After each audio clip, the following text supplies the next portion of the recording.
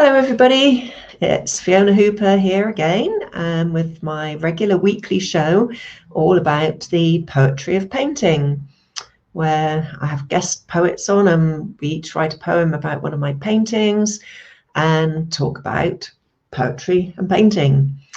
So this week it's my great pleasure to welcome back to the show the lovely poet Ritesh Nigam. So let me just bring you on. Ritesh, welcome back. Hi, How are hi you? Fiona. I'm How good. are you I'm good. doing? Thank you. And hello to everyone who is watching and who will be watching, later. Indeed. Welcome to everybody, as you say, that's live or watching on replay. Great to have you along. If you're watching live, please do ask questions, make comments, join in. And if it's on replay, you can still make comments and ask questions, and we'll reply to them as soon as we see them. So do join in. That would be great if you can. We'd love that. And so for our show this evening, to start the evening off, we've both written poems about my painting, which is called Sunshine After the Rain. So let me just bring that on. Then it is actually up behind me here, but not so easy to see on the screen. So, and it's an oil painting that it's 12 by 10 inches. And it was actually painted on location in Norfolk at the end, I think it was September 2019, pre-COVID, goodness, at an event called A Brush with the Broads, which was a whole group of artists there, all painting around the Broads area, painting on plein air outside. And it was fantastic, made some lovely new friends, caught up with some old friends, had a brilliant time. So and generally the weather was pretty good, but this day, as you might gather from the title of the painting, Sunshine After the Rain, we had some heavy, really quite heavy downpours earlier in the day, and then the sun came out and it was beautiful. So Ritesh, would you like to start off by reading your poem for us? Yeah, definitely. So when I was listening to your, you know, the background of the painting, I was thinking that when a painter paints a painting, so many memories are connected to it, isn't it? When Mm, you say pre-COVID, that itself is such a big word. I'm sure yeah. people will learn about pre-COVID and post-COVID in books. Yes. And Yeah. so and exactly like the story, like your poem says, sorry, the painting says sunshine after the rain. It's again kind of something related to COVID and after COVID.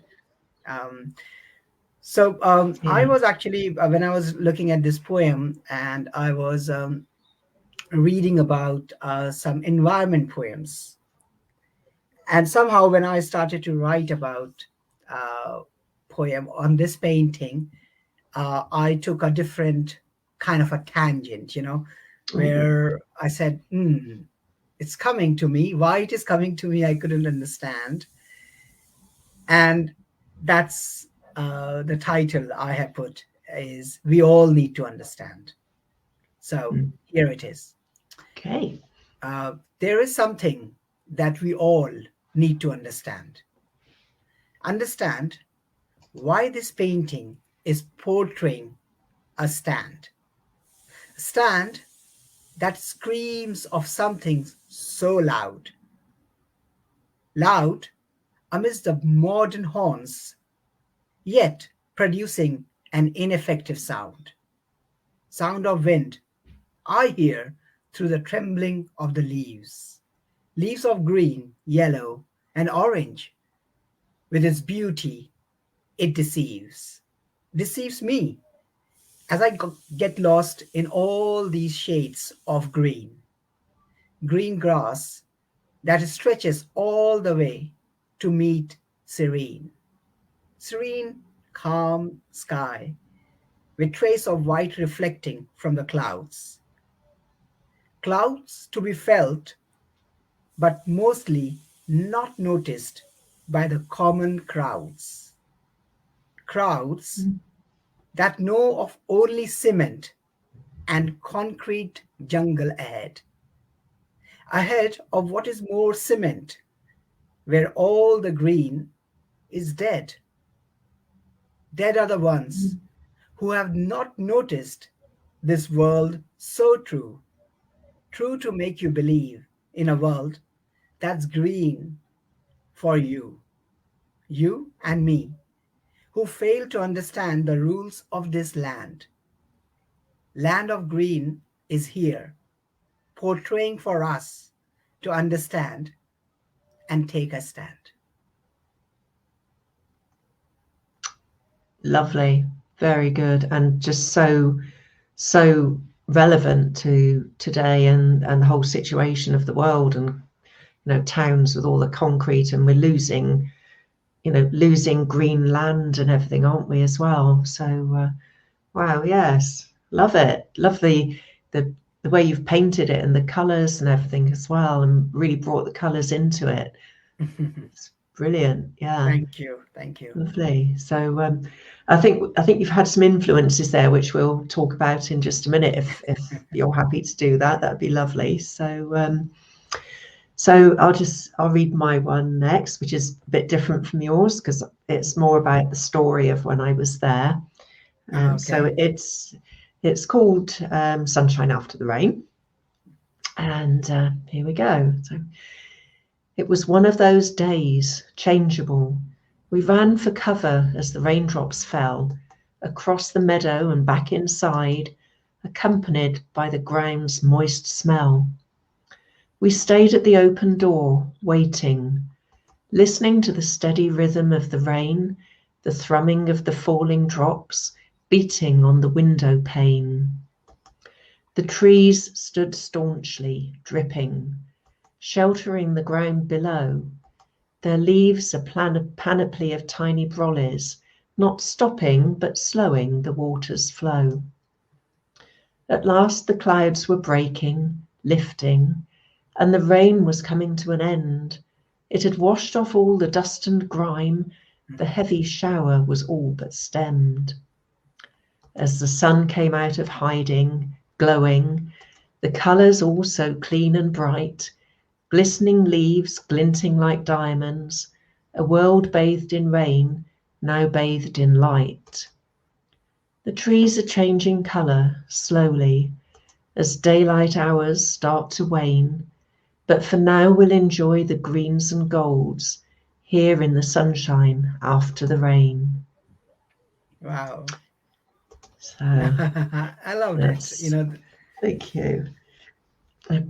More of memories from being there on that day, and I actually painted that standing in fact I think I was by the open window and my friend Veronica was by the open door, and we were painting there inside, painting the view, and started on it, and then the sun came out and just lit it all up, and sort of like, okay, now I need to just change this to be a lovely sunny picture, but no, it was amazing. It was a fantastic week, a week just devoted to painting and great fun. So yeah, it'd be lovely if we can do that again. If Linda, who organised it, would like to do another one. I don't know if she would, but she did a really fantastic job of it, and we all very much appreciated that. So yeah, so Ritesh, your influences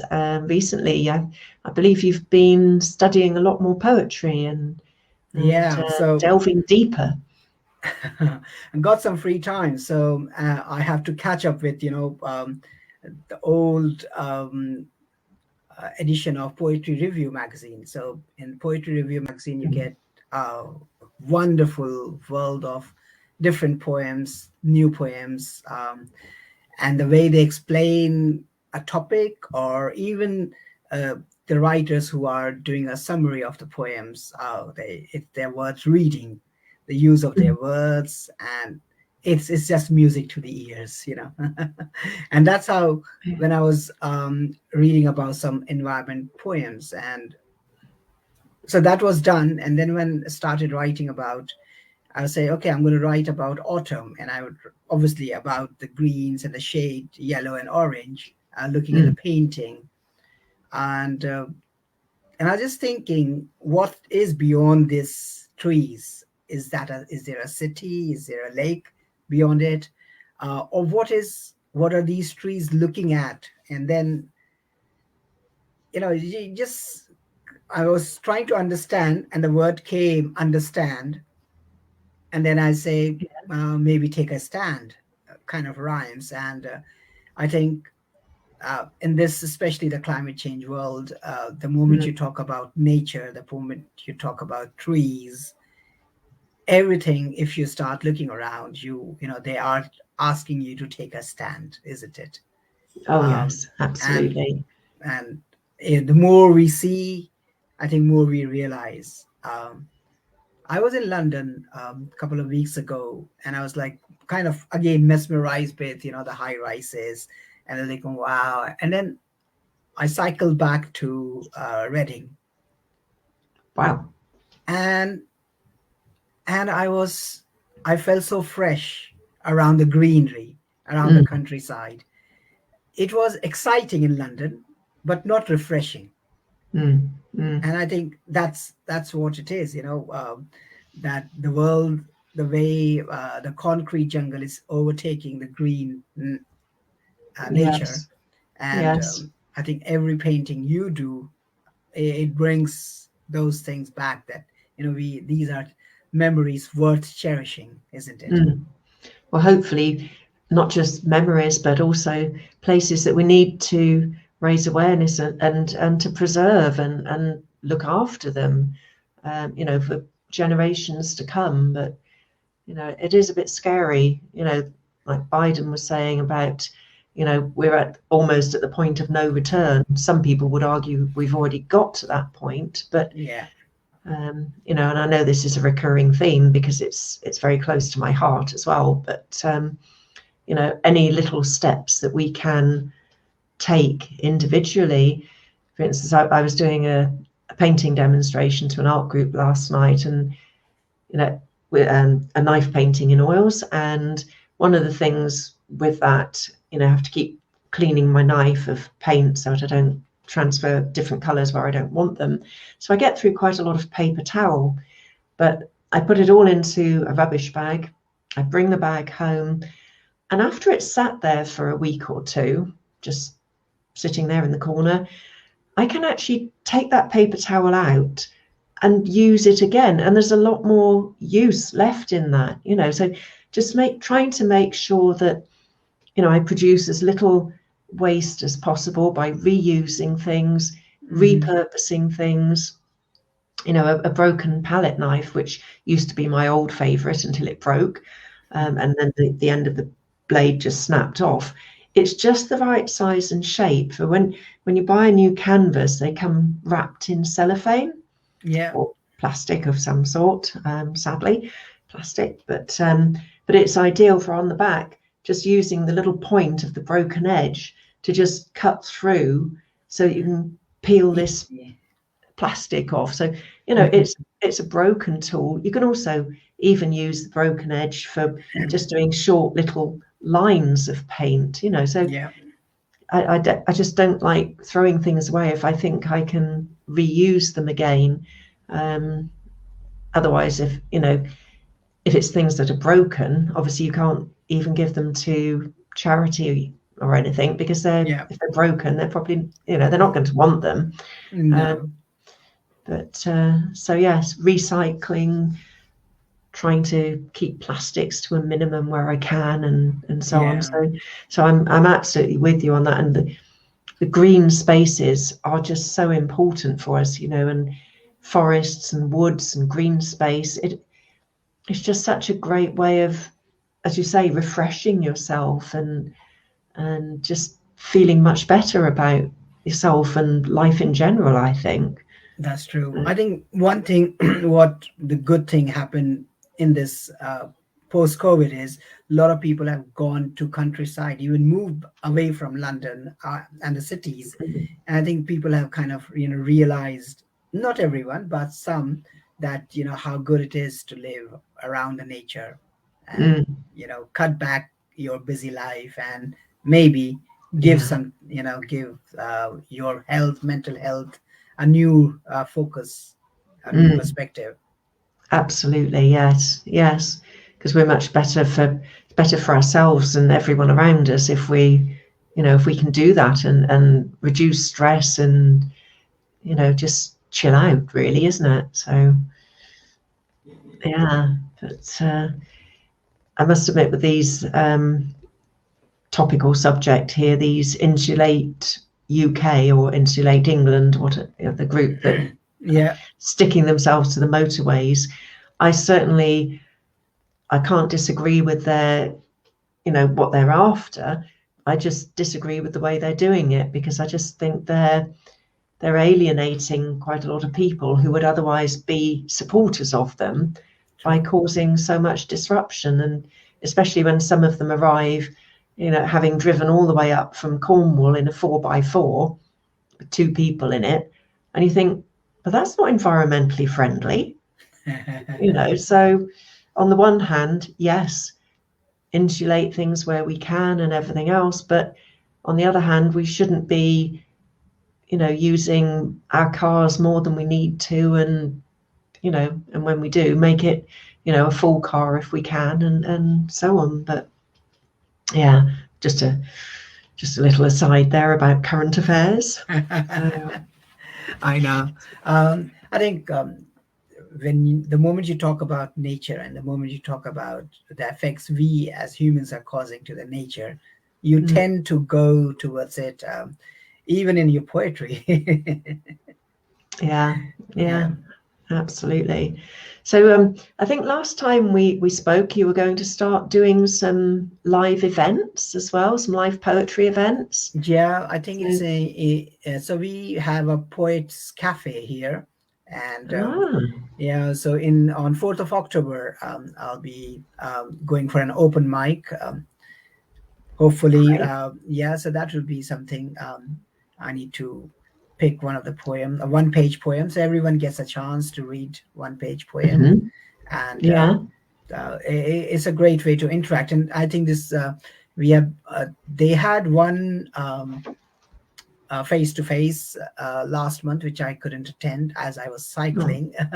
I went for a cycling event, but next month in October, I'll be attending that. excellent. Yeah. Is that quite local to you, or is it in Reading, Yeah, or?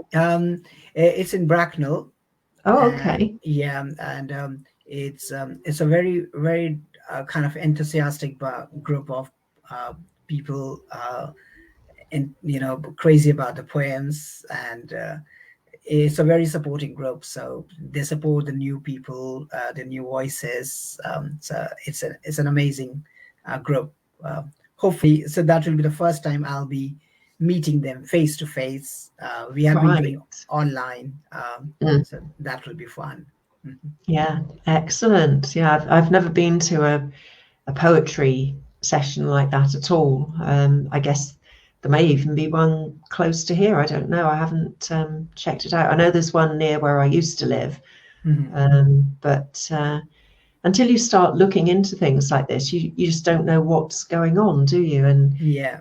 you sort of start digging and find out there's so much more to it than you realize when you're not involved in something. So That's true.